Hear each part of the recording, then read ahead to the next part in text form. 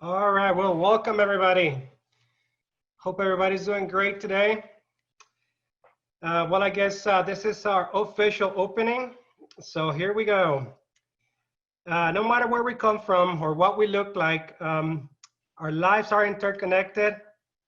And together we can create an Indiana and a nation where everyone has a life of dignity, even during hard times.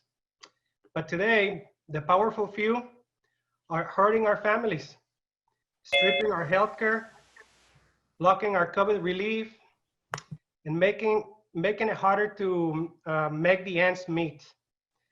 Then they turn around and try to distract us from their failures by blaming new immigrants, detaining and tearing apart our families, even taking away our simple freedom to drive to work. Tonight, we join together from all walks of life as voters and their loved ones. Together, we have the power to elect leaders who represent the very best of our communities and fight for our families. By uniting together as voters, we decide the future. Well, as Faith Indiana, leader of Our Lady of Grace Catholic Church in Noblesville, last fall, our team talked to about 150 parishioners to listen to their priorities for our community. This was part of a larger effort to hear from hundreds across Noblesville, Carmel, Westfield, and Indianapolis to share a vision for Indiana's future. After COVID hit, we reached back out by phone and text to over 10,000 people to see if and how that vision had changed. Tonight, we will present what we're calling the Families First Agenda to those who wish to represent us and give them a chance to respond. My name is Oscar Hernandez. I'm sorry I didn't say that in the beginning. I'm a parishioner of Our Lady of Grace for almost 12 years now.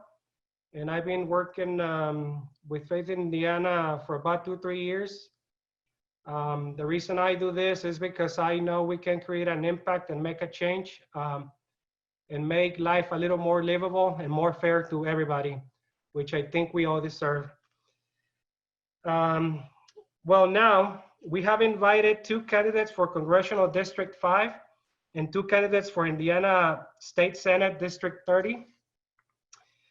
I want to thank candidate for Congress, Christina Hale. Thank you for being here. And also I wanna thank the candidate for Indiana State Senate, Fadi Codora. Thank you for being here. You're such a youngster. I guess we also invited- Oscar, what does that make me? We make you a wonderful, beautiful woman. Oh, nice young. try, Oscar. Nice try. It's just that I've seen you, Christina, before, and this is the first time I get to see Fadi, so please just understand it that way. I was saying that we also invited Christina, see, I lost my train of thought here. We also invited their opponents, Victoria Sparks for Congress and John Rockershaw for Senate, but they chose not to attend tonight. So I guess we're gonna have a nice chat with you guys. Now we also want to welcome all of you who are signed up on Facebook or on Zoom.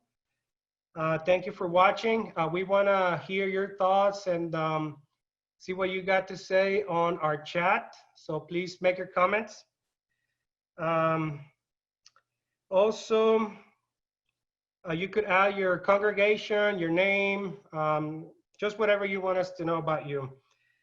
This meeting will be translated in Spanish and English. If you are signed on via Zoom, you can choose your language by selecting the little world icon on the bottom of your screen.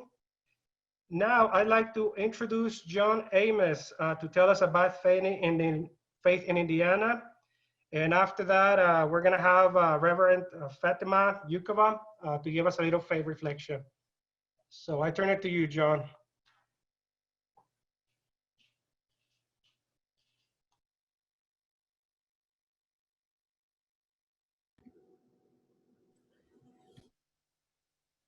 I think you're muted, John.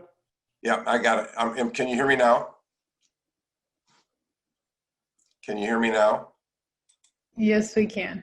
Oh, sorry. Thank you. Sorry. Thank you, Oscar. I'd like to include my welcome to all of you who have joined this town hall meeting this evening. For me, it demonstrates the critical importance of these issues to each of you and to all of us. My name is John Amos, and I also am a member of Our Lady of Grace Catholic Church in Noblesville. I recently became a new volunteer to Faith in Indiana. And in a short period of time, I've been impressed with our combined leadership, which includes staff and volunteers, as well as our future goals and aspirations. I'm here tonight because of several of my past experiences. After 10 years of working in the Latino ministry, also supporting a political refugee from Rwanda as he integrated himself into the local community, and then living in seclusion for the past 6 months as if I were a monk, I have noticed that I have had more time to be disciplined, particularly in my prayer and my meditative life. The result of that has been that I have discerned a call to work in the area of justice and charity. That is why I got myself involved with Faith in Indiana. I believe their mission and their purpose speaks to my calling. Faith in Indiana is a vehicle for faith communities to act for racial and economic justice. We support each other and to have our voices heard in City Hall, in the State House, and in the halls of Congress. We seek to impact critical decisions and solutions to real-life problems that probably impact many of our lives. Faith in Indiana launched a new organization called ACT Indiana in 2017.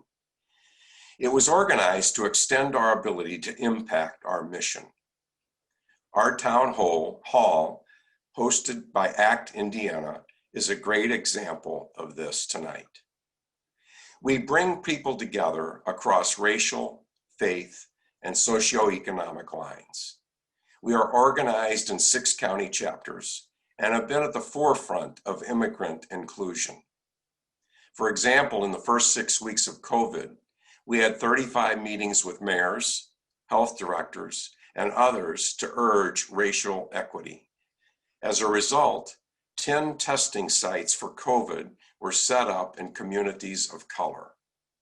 Also, a $25 million rental relief fund was set up in Indianapolis, a fund that included undocumented immigrants, the only one in Indiana to do so. As immigrants were threatened by deportation, we worked with county sheriffs in 3 counties to end ICE detainment practices of holding undocumented people without a warrant. And we worked with many community partners to put a stop to 2 attempts to build immigrant prisons in Elkhart and Newton counties.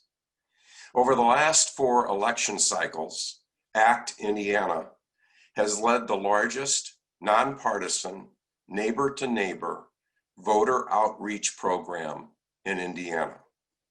We have built a voting bloc of 53,000 women, Black people, and young people over multiple election cycles. Our voters understand our vote is our power. This is one of the ways we hold elected leaders accountable to our families first agenda. Together, our volunteers have increased voting 21% among the women and African Americans they talk to. And we're doing the same this year because we understand our vote is our power, and we make Indiana's future. Thank you. I'd now like to turn it over to Reverend Fatima Mattis for a faith reflection. Good evening, everyone. My name is Fatima Yakubu Madas. I am with the Episcopal Diocese of Indianapolis as a missioner for community engagements, and also I serve at Christ Church Cathedral. Today, what I would like to share with you is a verse from the Hebrew scriptures, because this has impacted me so much, and I really truly believe that it is something that resonates with many of us as we are here this evening. The verse I'm referring to, the subtitle is "For Such a Time as This." For many of you that don't recognize that verse, this is from the book of Esther. In this Persian Empire, we had this man, Haman, hungry for power, and decided to convince the king to alienate the Jewish people. Mordecai is one of the exiled people in this empire, and he overheard it. As he will have it, his cousin, a young girl, beautiful girl, who had just been made a queen, was there. And he communicated this to her, asking her to talk to the king so that the Jewish people would be spared. But of course, the Queen Esther didn't recognize her power. She is young, even though she's beautiful, but she had no idea what the skills or communication or what she's there for. And why she's hesitating, because she's afraid for her life. Her cousin, Mordecai, sent this message to her. He said, "For if you remain silent at this time, relief and deliverance for the Jews will arise from another place. But you and your father's family will perish. And who knows, but that you have come to your royal position for such a time as this." For such a time as this, that is what caught my imagination and has impacted me in everything I do. Right now, we can all certainly relate to this. Racial injustice, when Black and brown bodies are being murdered without justice or any form of consequence. The COVID pandemic has claimed over 210,000 deaths and over 1 million people affected. The rich and the powerful, they are getting above and beyond medical care to survive this virus. While those that are considered the essential workers can hardly get free testing or necessary medical care that they need, and they are dying off because they are believed to be disposable. And many of them, they are not eligible for government benefits that everyone else is getting. And in their position, they are considered undocumented and unwanted. Immigrant community no longer are welcome in this country, even though this is supposed to be a country of immigrants. I don't need to say anymore, because everyone that is on this call right now know exactly what I'm talking about. There is just so much divisiveness. But what I want to say is this, that whatever the circumstances are, we can wake up each day knowing that a time like this is right now, right here and now. Though few of us will ever be in such a position as Esther, who was able to save the Jewish people. But we all have an essential role to play in the ongoing plan of God. We can trust God as we live out our plan.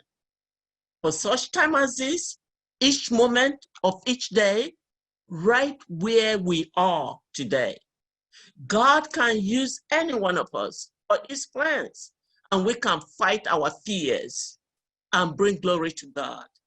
We are responsible to use our God. Our God-given skills, talents, experience, and treasure. While I say treasure, I hope somebody is going to put on the chat board, a link for us to donate some money if you are not already donating, because each call we make every Thursday as we get out the votes costs $1. And even if you're able to give $10 to Faith in Indiana, that means 10 more people that we can call. Also, there is a link on that chat that I would like everyone to type in, including the candidates that we are talking to this evening. What does it mean to you when we say such a time like this? What are you going to do? Everyone is invited to do this. Thank you. Thank you so much, Fatima. That was quite inspiring. Now I would like to turn it over to Craig Chizada, please.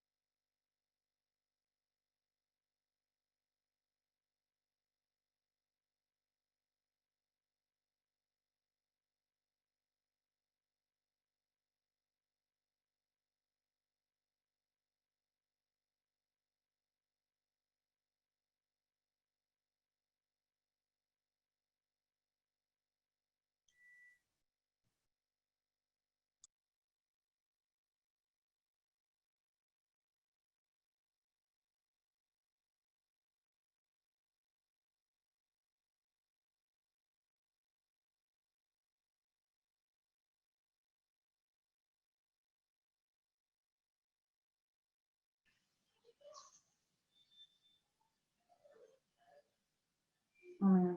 I had to do that again.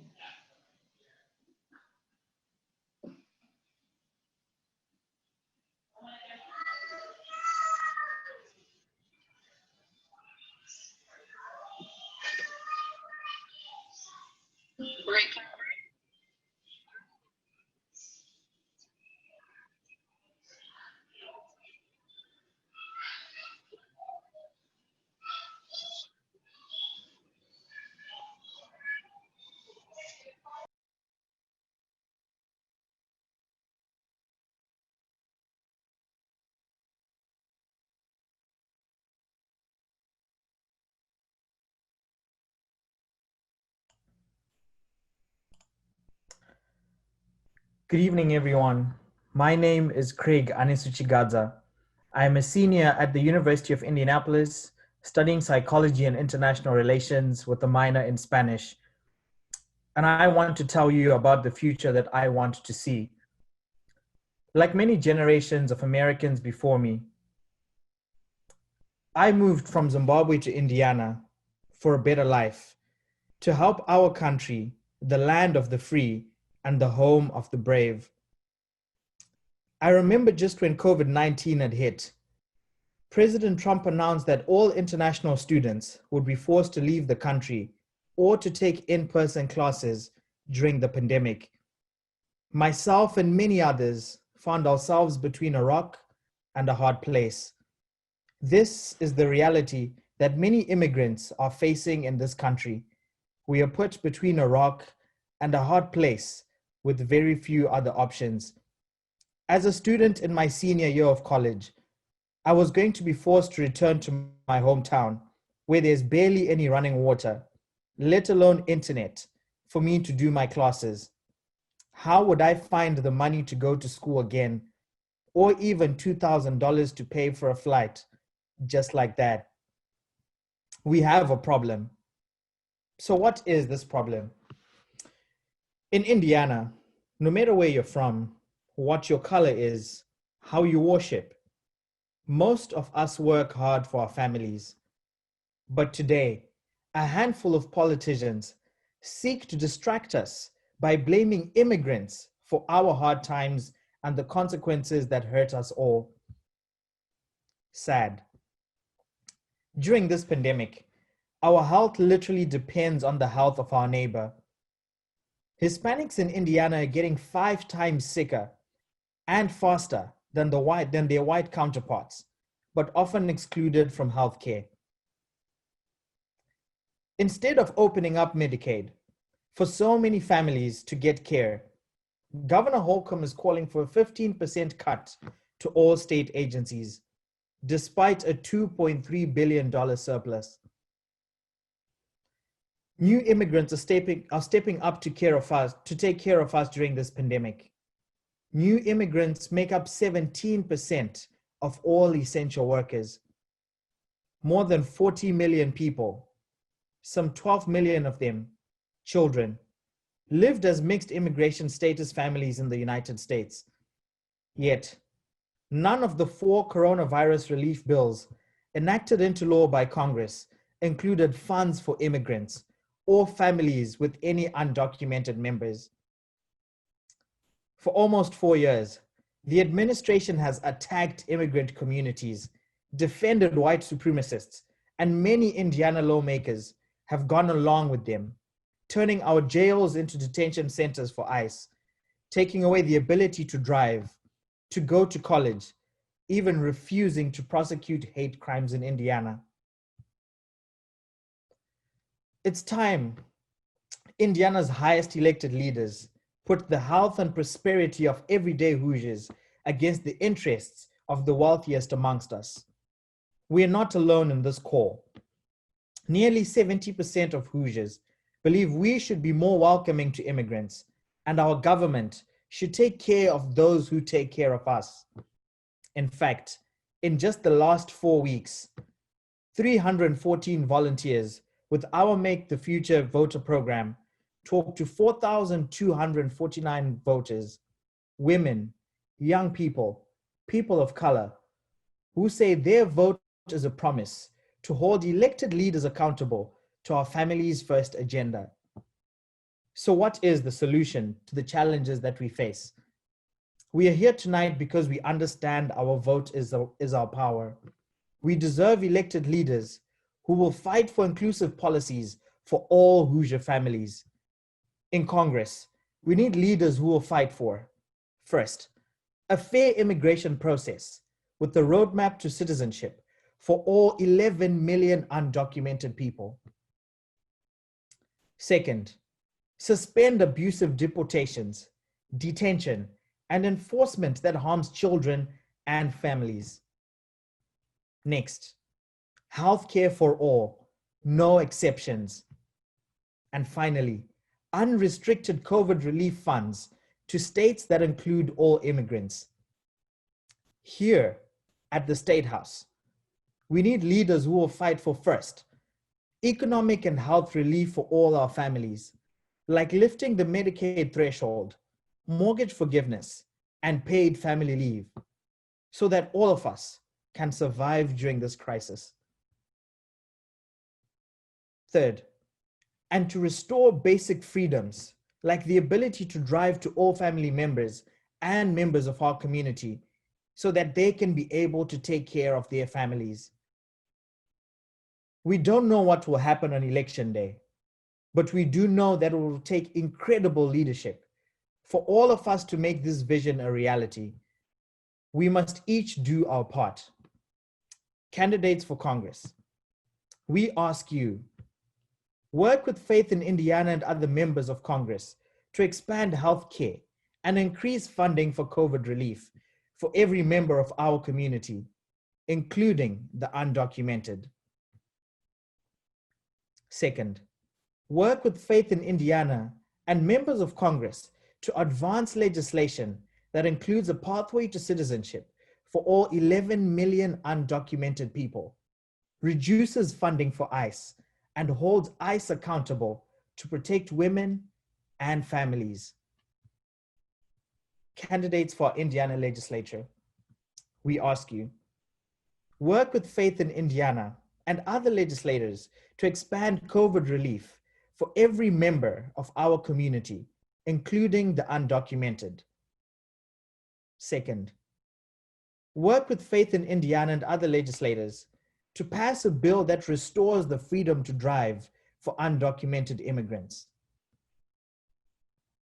And to the ACT Indiana community, we ask you to commit to join us to reach our goal of 53,000 neighbor-to-neighbor conversations with voters to urge them to support our vision by voting on Election Day.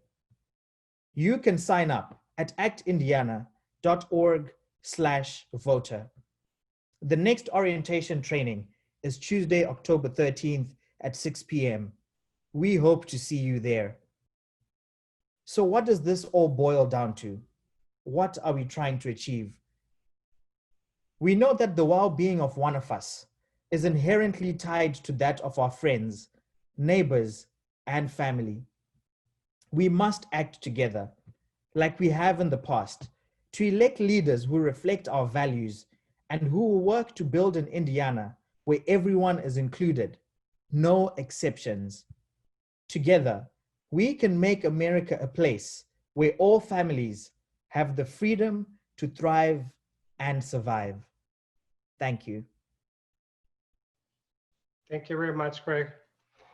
Well, now I would like to introduce the candidates that are here with us tonight and give them a chance to respond to what they have heard. For those just joining in, we have invited the two candidates who wish to represent in our Congress, Christina Hale and Victoria Sparks, and also invited candidates for Indiana State Senate, District 30, Fadi Quadora and John Rockahos. Victoria Sparks and John Rockahos choose not to attend tonight. First, we will hear from Christina Hale, and then we have a couple of follow-up questions. Then we will hear from Fadi Quadora and have two additional questions for him as well. Mrs. Hale, again, thank you very much for joining us tonight. That makes you my favorite candidate for Congress. Would you take 3 minutes to respond to what you have heard tonight, and how will you advance the Families First agenda so all families, including undocumented people, can thrive?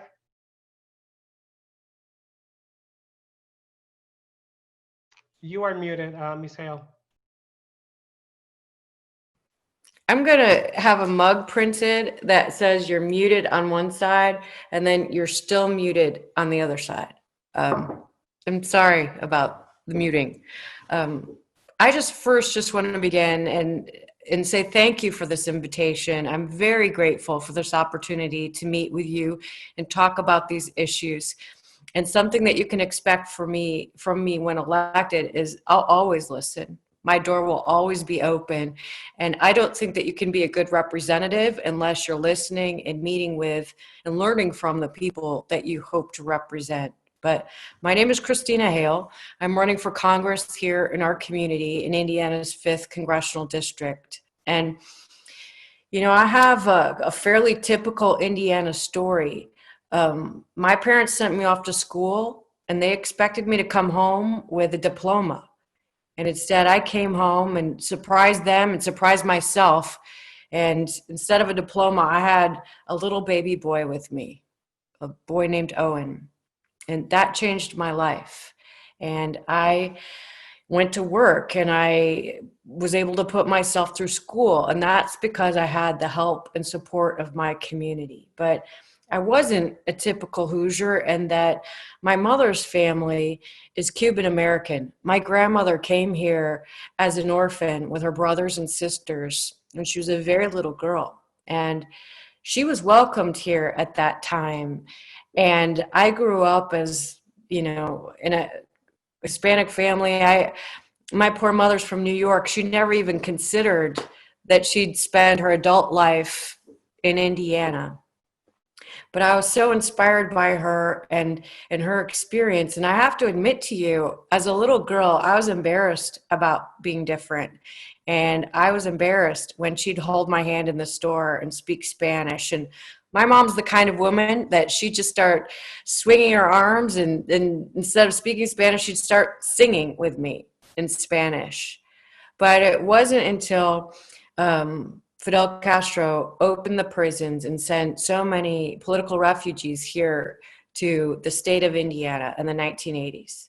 And my mother stood up and helped to organize our community to respond. And she organized people, other Spanish speakers to welcome everybody and help teach language skills and help set people coming up to Indiana, coming here. She helped set them up for success, to get jobs and go to work. And that wasn't easy, but it certainly has inspired me. And I take strength and inspiration from those days when I didn't appreciate what it was like for my grandmother or for so many other people who have come to this country.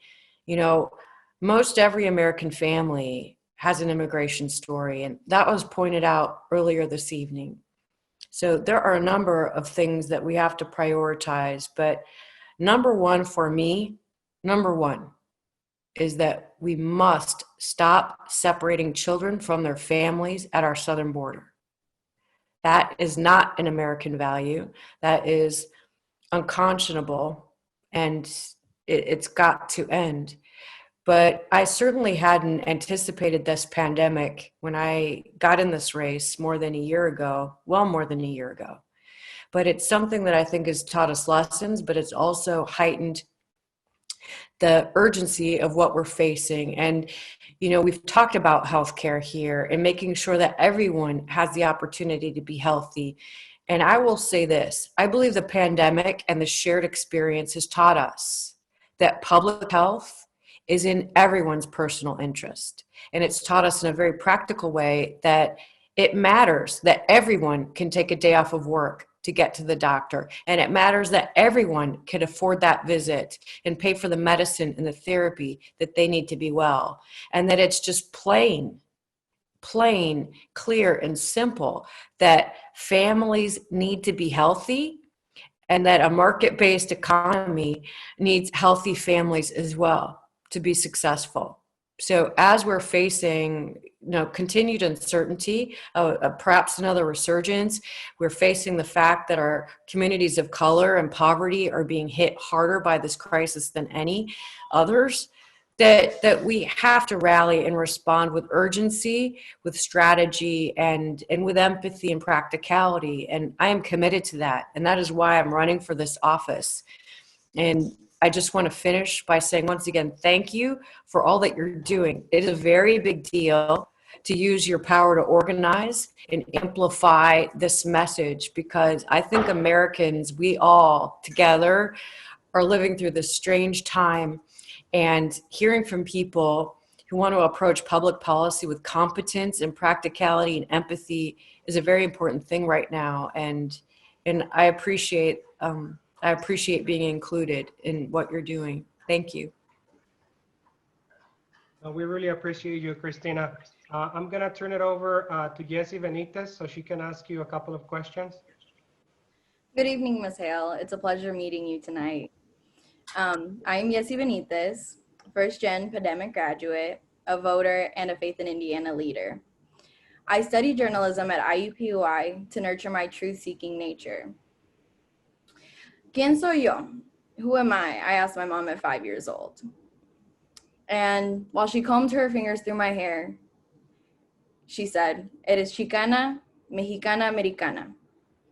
I was only 5, but I completely understood what she meant.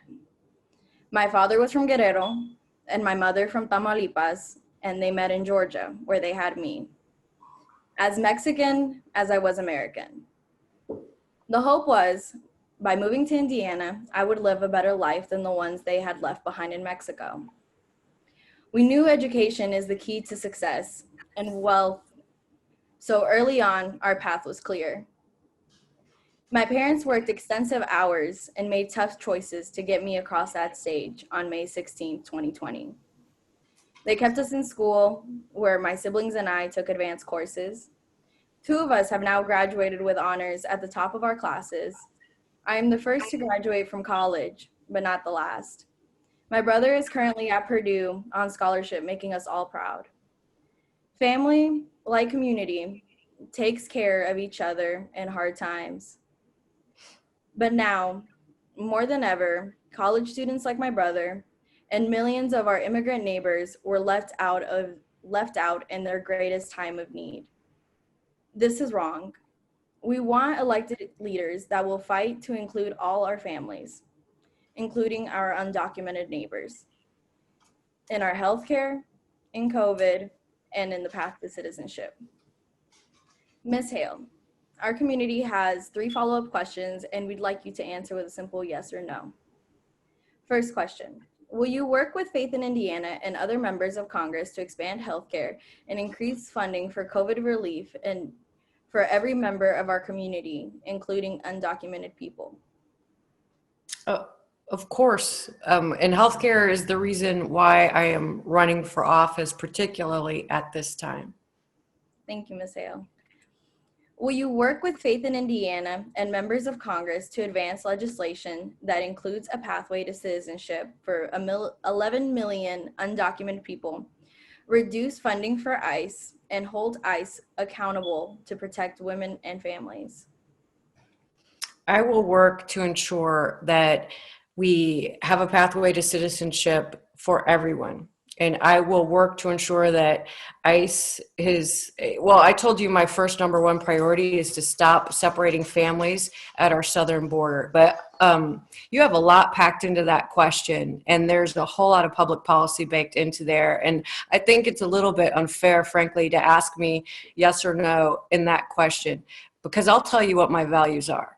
And my values are to welcome immigrants to this country, to set people up for success in American life, and to make sure that everyone has healthcare coverage and that has the opportunity that they need to be successful. And, you know, I've quite frankly too, I'd like more time to talk with you about this, because I think to ask me a yes or no question does a disservice to how important these issues truly are. And I think at town hall too, it would be nice to have the opportunity to learn from you, but also have an exchange of ideas. But I think we're absolutely on the same page. And I'll tell you, as a member of Congress, I want to be in regular conversation with this group. I'd like to be in consultation with you, but I'll tell you that the questions that I'll get as a member of Congress are not going to be yes or no questions. They're going to be policy, and they're going to be about strategy and about how to eke out the best for everybody. And that's a little bit richer, and it has a little bit more texture. But you certainly have my commitment to work on these issues, because I think this is one of the questions of our time. And I'll tell you, it breaks my heart. I meet with undocumented students. For example, I met with a class at Lawrence North High School, kids that are dreamers and kids that are too scared to dream.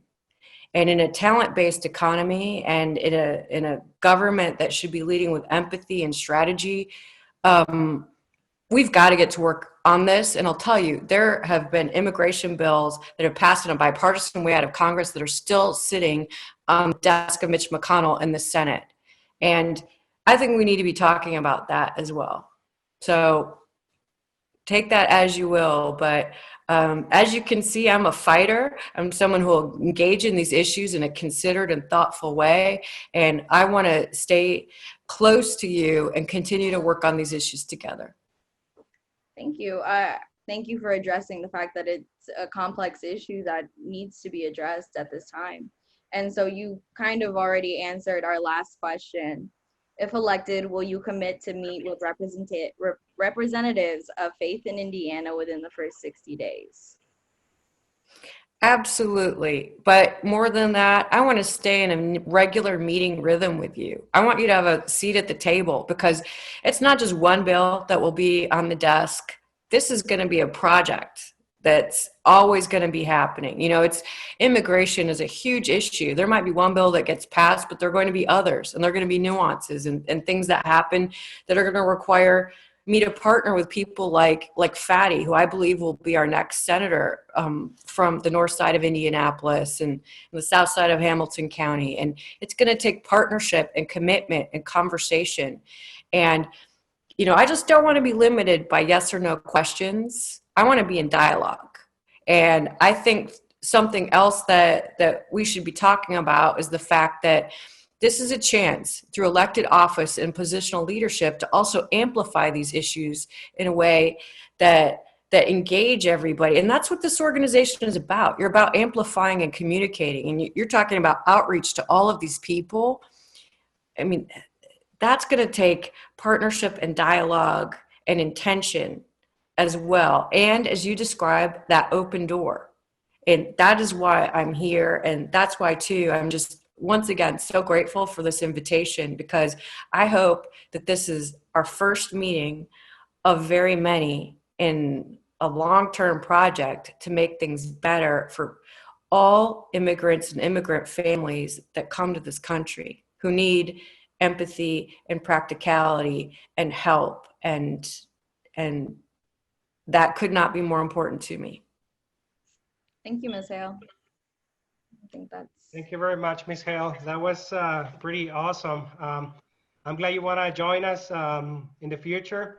I will personally like to invite you to my house and eat some tacos with my family. I was shocked to hear from your Hispanic background. That was actually new to me. And thank you. Just thank you for being here tonight. And I guess if we were to put everything on a couple of words from you, it's a big yes. So thank you very much. Yeah, and let me just say too, I would be the first person of Hispanic or Latinx descent ever elected to federal office from Indiana. I take that very seriously. For a time when I was serving in the Indiana General Assembly, I didn't get much time to talk about it, but I was the state representative here, elected to represent 100,000 people. For a while there, I was the only one. And I would gather high school kids from all over the state, Latino kids, to come to the State House to learn about their government, to help them feel welcome in our State House, their State House. Because this is so important. And we've got to keep working on that. I want to welcome those kids to my office in Washington, D.C., and all of you. And I have a really good chance to do it, and I'm going to need your help to get there. But we have a lot to look forward to, and I just want to leave everyone on this call feeling hopeful. It's been a long, difficult 6 months, but we can't stop. We've got to keep our energy up and our spirits up. And I want to thank you too before I'm going to hop off, but I want to thank you for the inspiration and the eloquence. Everyone I've heard from tonight should be, you're all writers, clearly, because you have such a beautiful way with words, but you also have a beautiful spirit, and that's recharged my batteries, and I'm grateful for that. So thank you, everyone, and have a really great rest of your meeting. And let me just say, Fadi Kadora, wait till you hear his story. Let him answer more than 3 yes or no questions, because this guy is amazing and has a heart and a mind that is going to set the state on fire with positivity and positive action. Thank you, Christina. I can't thank you enough for your leadership, and I can't wait till we see you in Congress. Well, it'll be good to partner with you, Fadi, and good night, everybody. Good night, Christina. Thank you very much. Thank you. Well, I guess with no further ado, we would like to introduce Mr. Fadi Kadora. Well, thank you for being here tonight. We'd now like you to also respond in about 3 minutes of everything that you have heard. And then you're also going to get a couple of yes or no questions, but please amplify. Would I also get an invitation for tacos at your house? Of course. Awesome. Definitely. So good evening, everyone, and thank you for inviting me for hosting this important conversation. My name is Fadi Kadura, and I am a proud Hoosier by choice. I immigrated to this country at the age of 19. I just turned 40, and I had to work extremely hard to get where I'm at today.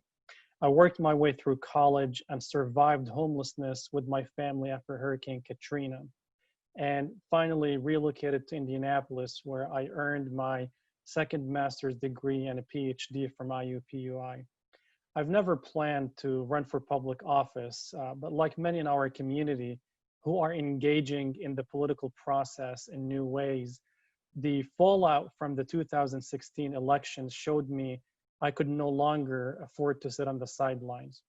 As an immigrant myself to this country, I watched as the Trump administration banned immigrants from Muslim countries coming into Indiana.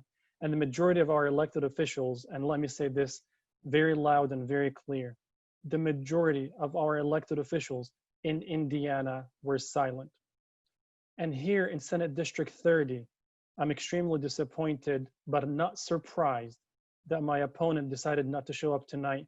And that was one of the main reasons why I decided to run, because of that silence over things that are critical and important to our community. That was a wake-up call for me. And I'm sure it also was for many others in this audience who do not have the privilege to sit on the sidelines. Because let's face it, the current rhetoric is literally playing with our lives. The COVID-19 pandemic has only increased this sense of urgency. My wife, Summer, and I have been married for 17 years, and we are the proud parents of two beautiful, smart young women who are 12 and 15, who have been attending our local public school system since they were in kindergarten. I'm in this race because I want to leave a legacy of excellence in public service. I want to leave our state that can be more compassionate and loving and welcoming, so that people like me and you, those who came immigrants to this country, do not have to feel that they are strangers in their own homeland, in their own country. You don't have to feel like you're a second-class citizen. You do not have to feel like you're the other. You do not have to feel that you're not welcomed. You do not have to feel that you're less dignified because of your unique name or which land you came from. And I want to leave our state by which every single person, because as Reverend Fatima said, we are all immigrants. We just came to this country at different times. And a piece of paper does not tell us whether or not we should be compassionate towards one another. We as humans, we have to love each other and be respectful and compassionate towards one another. That piece of paper about whether I'm citizen or not, it's not the God-given document that gives me my human rights. I'll conclude by saying this. One of my favorite leaders and role models is Dr. Martin Luther King. And I used to teach my students at IUPUI a very famous statement that he said. I used to kind of trick them, ask them, which one is the most powerful speech that Dr. King has ever delivered? And they would tell me, I have a dream. And I said, that's the most famous. But one of the most powerful ones was his opposition to the war in Vietnam. And he quoted Dante, the philosopher, in his essay or in his speech, and he said, I hold the deepest place in hell for those who remain silent at a time of a great moral crisis. I hold the deepest place in hell for those who remain silent at the time of a great moral crisis. And we are going through a great moral crisis in our state and in our country. And we need to sacrifice, and we need to stand up, and we need to prove, and we need to work hard that human rights should be expanded to every single person in our state and our country. I really appreciate you. I'm honored to be here, and I would love to answer any question you have for me. Okay, well, I guess I would like to introduce Leslie Olivares for those questions. So Leslie, you're on. Hi, Mr. Cordora. It's nice meeting you today. I would like Nice to to share a meet you. story with you. Hello, everyone. My name is Leslie Olivares. I am a 5th in Indiana leader at St. Philip Neri Catholic Church.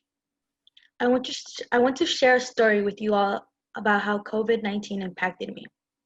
My aunt is a COVID-19 undocumented survivor. She means a lot to me. I mean, she is a huge role model to me. She babysat me for as long as I can remember, for about 10 years of my life. She showed me from caring for others to always being the best version of myself. To this day, she is the person that I go to for my safe place. Not only is she important to me, but also to many others. I've seen her be a foundation base to her community. She always cares for the kids in her community. Therefore, when she was positive with COVID-19, not only did I worry that I could lose her, but all the people that depended on her were greatly affected. Things were not going well for her. We were living in a constant state of anxiety. Having one paycheck come in from her husband gave struggles to them. Having 5 kids to provide for and have to help because school was around the corner. All of this made things very hard, and also having to financially struggle with no money for medical care service because of no cover of insurance. Having medications, bills, and supplies to pay for, it made it even harder. If everyone would be able to have medical care, my aunt would have not suffered as much as she did. This is a reminder that this is a reminder that pressure can affect a person's mentality. If people don't get health care, we are all still in danger. No one should have to choose between their health and their job. Shouldn't our government step up for my aunt and many others, just as they step up for those that they care for during this pandemic? With that being said, I would like to ask Mr. Cordora 3 following questions, which I would like for you to answer with a simple yes or no. Question number 1. Will you work with Faith in Indiana and other legislators to expand COVID relief for every member of our community, including undocumented people? Yes or no? Absolutely yes. And here's why. Infectious disease does not know legal paperwork. If your neighbor is infected, if I am infected, if you're infected, it is not a smart strategy to exclude people from healthcare in a global pandemic while we're trying to get it under control. So it's absolutely silly for anyone to suggest, especially from those who propose or advocate for political rhetoric over good policies. We need to follow science. And science tells us that we need to protect every single member of our community, regardless of their status. And I will be honored to support this and to work with ACT in Indiana and Faith in Indiana and legislators to be sure that healthcare is a human right for every human. Love that answer. For your second question is, will you work with Faith in Indiana and other legislators to pass a bill that restores the freedom to drive for undocumented immigrants? Yes or no? Absolutely, yes. And does it make sense to me? Again, one more time, I'm a policy person. I don't know why the current party is opposed to this. Even for those who are extreme in their views and they oppose a legal path to citizenship, we're talking about a driver's license to allow each member in the family to get to their business, to go to school, to go to work, to go to places that they need to take care of their families. This has no place in political rhetoric in the state of Indiana, and I'll be more than happy to work on this issue in coordination with ACT Indiana and with state elected officials. We heard a yes. And for our final question, if elected, will you commit to meet with representatives of Faith in Indiana and ACT in Indiana within the first 60 days? Yes or no? Absolutely, and I will be not only interested in meeting the first 60 days, I'll take Oscar on his promise to give us also for a few tacos too. So absolutely yes. I'm a big fan of Faith in Indiana. This is not my first interaction with the organization. The Families First agenda is my agenda. I speak from experience as a person who had to go through the legal process to become a citizen. I speak as the person who was homeless after Hurricane Katrina. I speak as the father, an immigrant father of 2 young daughters who live in a household by which their dad is a proud American citizen and a proud immigrant. So I feel your pain. I hear you. I lived through it. and you have an advocate you will have in me an advocate in the Indiana State Senate, not only to speak on your behalf, but to advocate and to fight for these values, because I know exactly what you're talking about. I lived in that shoes. That's my story, and I appreciate all of you for your patience and for your struggles. Thank you. I'm happy to hear 3 yeses from you. Thank you very much, Fadi. I guess this really is moving.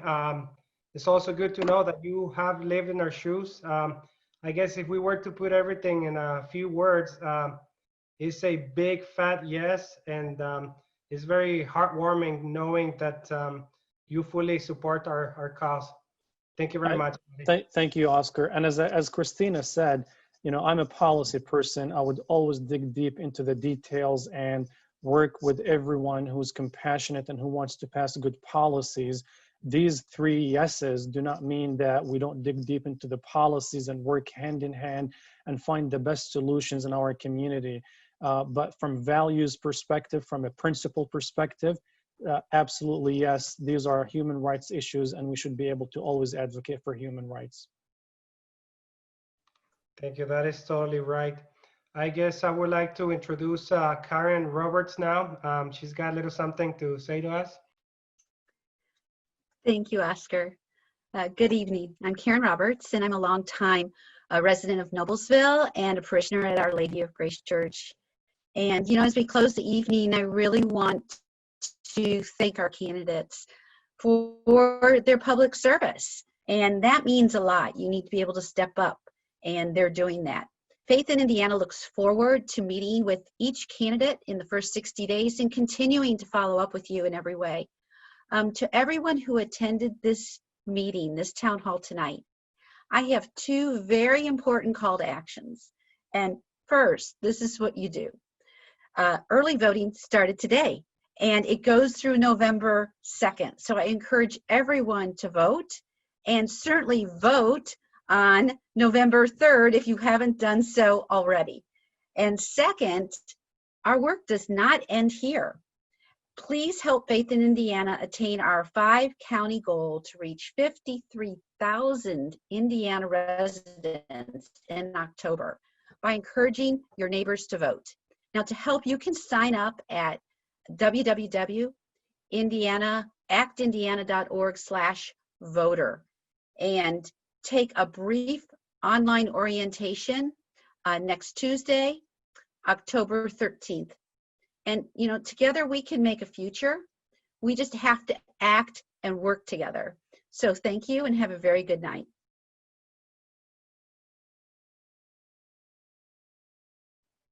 You're still muted, Fadi.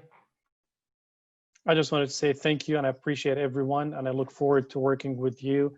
Please exercise your civic duty, and change takes all of us, and we have to stand up and to make our voices heard. So I really appreciate everyone tonight. Thank you. Thank you, Fadi. Well, thanks again to everybody. This was a great meeting. I guess we all feel very supported by our candidates. Yes. I guess we're just gonna have to go back tonight and thank God for this great meeting and knowing that we're working with such good people.